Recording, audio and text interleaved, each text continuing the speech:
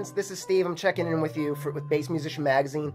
I saw that we recently did a little trip out to NAMM show again this year, as always, and we stopped by a booth with the Nitewalker Bass guitar preamp.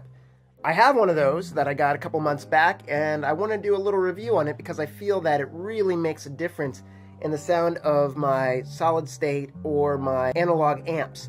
So what I have here, and let me give you an amp rundown, so let me do a little flipsy thing here. Here we have, I'll show you, this is the Nitewalker preamp. We can see that we have a volume, high frequency, low frequency.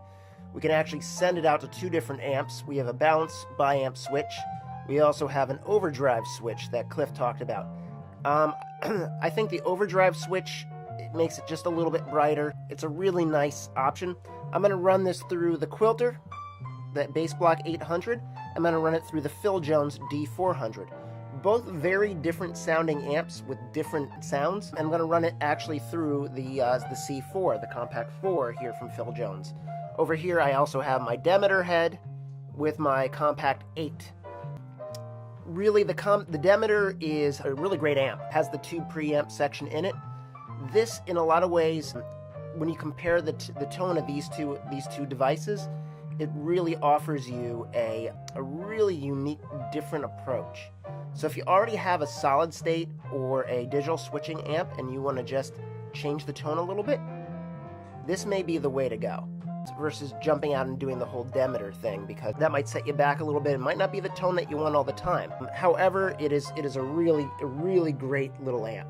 So great amp, great power amp, great everything. So now what we're going to do is, first what I'm going to do is I'm going to set this up, and we're going to do it with the Quilter first, and then we're going to run it through the Phil Jones back through the C4, which is 4 5-inch drivers inside here.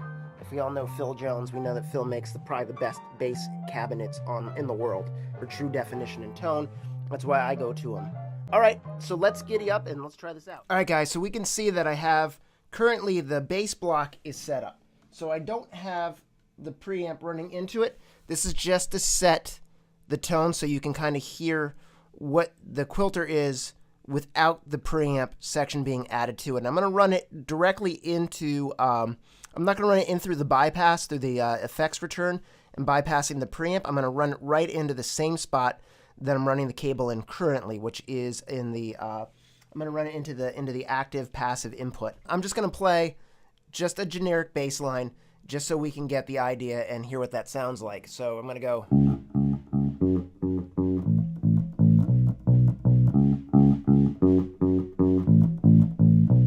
So that is the Quilter without the preamp section. Okay, so now we're back. So what I did do now is put the Quilter, left it where it was, and now what I did was I put in the preamp, the Nitewalker preamp, into the loop. So now I'm currently running in here, that's my input, and then I'm running out the low frequency out. This is your mono out. So if I was running into 2 amps, I could actually run out high frequency, and then you can see that I have a high frequency and low frequency switch with a bi-amp option. Now I kept it at the same setup that I had before on the Quilter, and now the Nitewalker is in there. So what I'm going to do now is I'm going to play that same bass line again so that you can hear it now, the Quilter with the Nitewalker preamp added.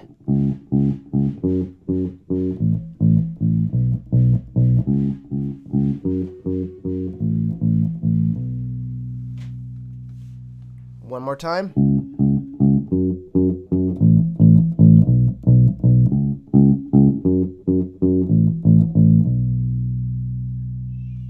So now we're going to do the same thing, but this time we're going to do it with the Phil Jones D400. So this is a 300 watt amp, or 200 watt amp, it's somewhere in there. Great tone on its own, and we're going to try that. So I'm going to take the mute off now. Currently, like I said, the Nitewalker is not engaged. It's not in the loop at this time. This is just the Phil Jones. I can turn the volume up a little bit on that so you can hear that. Okay, so we got that. Now what I'm going to do is I am going to run that same bass line that we did before, so we get that tone.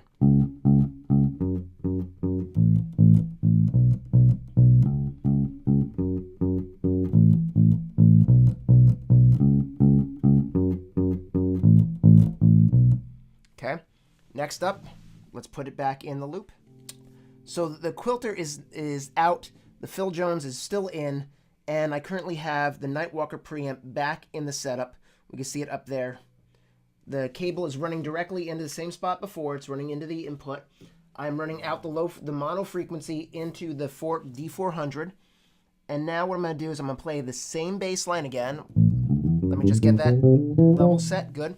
I'm going to play that same bass line again, just so we can hear it. Simple bass line.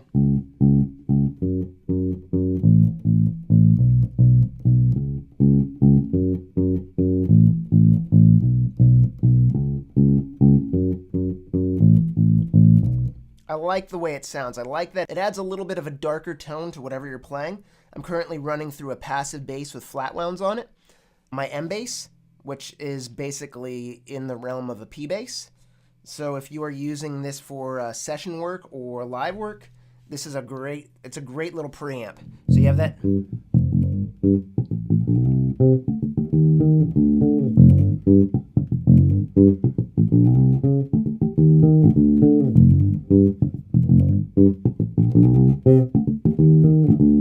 Very nice sounding preamp. It's very musical. Now, one of the things that you can do with it, and I've actually done this, is that you can take out that 12 AX7 tube that's inside there. There is let me put this on mute. Let me show you. So underneath, there is a little trap door that we can see right there. There's a trap door that allows us to get into the tube. And if you want to, you can actually swap that out. I did put a 12 AU7 tube in there. And the 12 AU7 tube, I found, warms up the signal quite a bit. It makes it a little less gritty and a little more musical. I talked to Cliff about that and, check make sure that's okay. And he said, yeah. I showed it to him and he's like, yeah, that's really cool. I do like the AU7 because I let the amp actually carry the weight of the output. I'm not overdriving the preamp. So it is a really nice little musical preamp. The price point, I guess, is around $750, $800. Cliff is out of Las Vegas, so it is made in the USA. I leave you with this. The Nitewalker bass preamp is a really nice sounding amp. It sounds really good.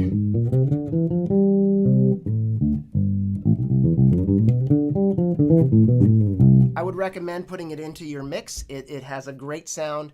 It feels good. It sounds good. It is good, right? So why not make it part of your regular routine? I have noticed that when it does come, it did not come with a bag. So I actually had a little case floating around. I had one of these that I got a long time ago from the Low End. And this thing works great for transporting any small, tabletop preamps around because you can pretty much spec it out inside. I don't know where you'd get one of these. That is one thing that would be nice to see it come with. Would be a little gig bag for it because it doesn't rack mount at this moment. It looks like it could be. You'd have to talk to Cliff about that. I just throw it in the box. The box goes in with everything else, and I stack everything else inside my Groove Gear bag, which is my stadium bag, which is awesome. This is Steve checking in with you. Definitely check out the Nitewalker bass preamp. It is a very musical little preamp to add to any amp that you're using. It'll just give it that extra push over the top. Highly recommend it. Highly recommend M-Bass, always Phil Jones, always Demeter, always good stuff out there. It's all good. So guys, this is Steve again, checking in with you, Bass Musician Magazine. I hope you guys are out there enjoying life and playing a lot of bass. Peace, love, and low notes, and hope to see you out on the streets.